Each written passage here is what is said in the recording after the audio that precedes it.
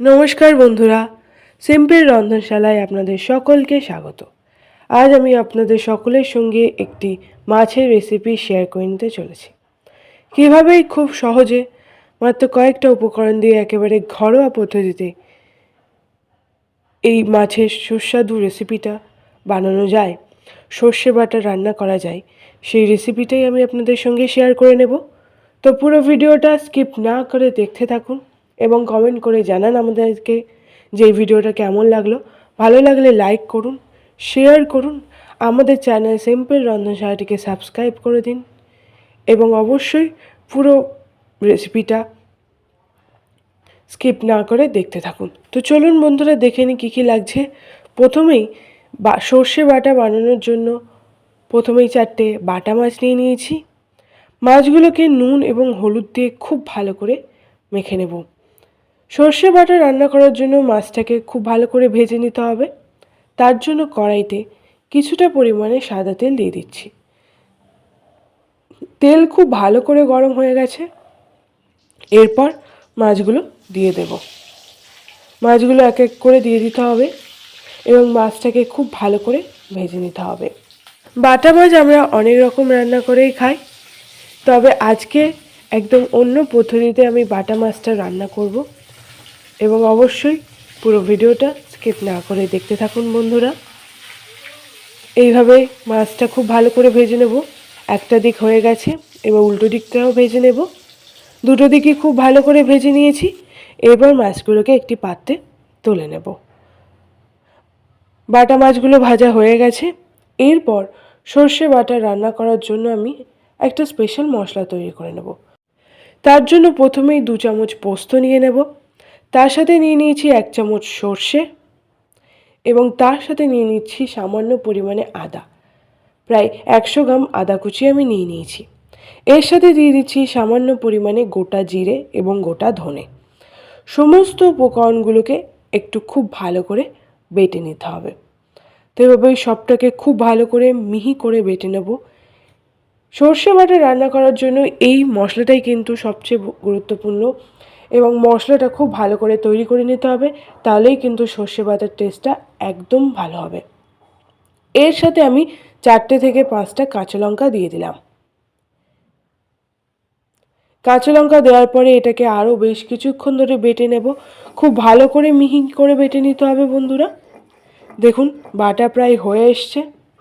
এই মশলাটা কিন্তু যতটা ভালো হবে রান্নাটাও কিন্তু ততটাই টেস্টি হবে এবং ভালো হবে। আমাদের সর্ষে, পোস্ত, আদা, কাঁচা লঙ্কা এবং গোটা জিরে গোটা ধনে বাটা রেডি হয়ে গেছে। এবার এটাকে একটা পাত্রে নিয়ে নেব এবং এই রান্নাটার জন্য 2টো পেঁয়াজ আগে থেকে কেটে নিয়েছি। পেঁয়াজটাকে খুব ভালো করে কুচি করে নিয়েছি এবং তার সাথে মশলা বাটাটাও রেখে দিলাম। এবার কড়াইতে কিছুটা পরিমাণে সাদা তেল দিয়ে তেলটা খুব ভালো করে গরম হতে দিয়ে তাতে আমি পেঁয়াজ কুচিটা দিয়ে দেব। পেঁয়াজটাকে একটুখানি লাল লাল করে ভাজতে হবে বন্ধুরা, হালকা লাল লাল করে ভেজে নিতে হবে। এই সময় গ্যাসের ফ্লেমটা কিন্তু মিডিয়াম থাকবে যাতে পেঁয়াজটা পুড়ে না যায়। তো অবশ্যই হালকা ফ্লেমে এটাকে লাল লাল করে ভেজে নিয়েছি। এরপর এতে কালো জিরে দিয়ে দিলাম। এবার আরেকটু ভেজে নেব। দেখুন বন্ধুরা খুব ভালো করে ভাজা হয়ে গেছে। এরপর আমি মশলা বাটাটা দিয়ে দেব। বাটা মশলাটা দিয়ে খুব ভালো করে এটাকে কিছুক্ষণ কষিয়ে নিতে হবে যাতে মশলার কাঁচা গন্ধ না থাকে এবং খুব ভালো করে ভাজা ভাজা হয়ে যায়। তো 3 থেকে 4 মিনিট খুব ভালো করে মশলা কষিয়ে নিয়েছি, তেল ছেড়ে দিয়েছে। এরপর দিয়ে দিলাম স্বাদ মতো নুন, তারপর দিয়ে দেব হলুদ গুঁড়ো এবং দিয়ে দিচ্ছি লঙ্কা গুঁড়ো। লঙ্কার গুঁড়ো কম করেই দিচ্ছি। তার সাথে দিয়ে দিচ্ছি সামান্য পরিমাণে চিনি। সমস্ত উপকরণগুলোকে আরও কিছুক্ষণ খুব ভালো করে কষিয়ে নেব। এইভাবে 2 থেকে 3 মিনিট খুব ভালো করে কষিয়ে নিয়েছি। এরপর মশলা ধোয়া জলটা দিয়ে দেব অল্প পরিমাণে, যাতে কষানো মশলাটা পুড়ে না যায়। এবার আমি পরিমাণ মতো জল দিয়ে দেব। সর্ষে বাটা রান্না করার জন্য যতটা পরিমাণে জল লাগবে ততটাই দেবেন। আমি এটাকে খুব বেশি পাতলা করব না, তাই অল্প পরিমাণে জল দিয়েছি। খুব ভালো করে তরকারিটাকে ফুটতে দিতে হবে। হাই ফ্লেমে এটাকে 3 থেকে 4 মিনিট খুব ভালো করে ফুটিয়ে নিয়ে মাছগুলোকে একে একে দিয়ে দেব। এটা খুব ভালো করে ফুটে গেলে কিন্তু আরও ভালো টেস্ট হবে। তো এভাবে সমস্ত মাছগুলো দিয়ে দিচ্ছি এবং মাছ দেওয়ার পরে এটাকে আরও 2 থেকে 1 মিনিট ফুটিয়ে নেব। হাই ফ্লেমে এটাকে ফোটাতে হবে এবং অবশ্যই মনে রাখবেন বন্ধুরা, মশলা কিন্তু যতটা ভালো তৈরি হবে সর্ষে বাটার টেস্টটাও কিন্তু ততটাই ভালো হবে। তো এভাবে খুব ভালো করে ফুটে গেছে এবং সর্ষে বাটা রেডি। এবার আমি এটাকে একটি পাত্রে নামিয়ে নেব। দেখুন বন্ধুরা, আপনারা দেখতেই পাচ্ছেন এটা দেখতে কিন্তু খুব সুন্দর হয়েছে, এর কালারটা একদম ঠিকঠাক এসছে।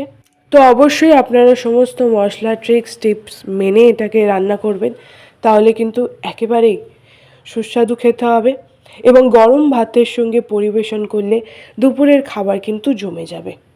তো সর্ষে বাটা কেমন লাগলো আমাদেরকে কমেন্ট করে জানান, ভালো লাগলে লাইক করে দিন এবং অবশ্যই আমাদের এই ভিডিওটাকে শেয়ার করে দেবেন এবং আমাদের চ্যানেল সিম্পল রন্ধনশালাটিকে সাবস্ক্রাইব করে দিন এবং এরকমই আরও রেসিপির নোটিফিকেশন পাওয়ার জন্য তার পাশের বেল আইকনটি প্রেস করুন এবং আমাদের চ্যানেলের সাথে থাকুন এবং এরকমই রেসিপি দেখতে থাকুন। ধন্যবাদ।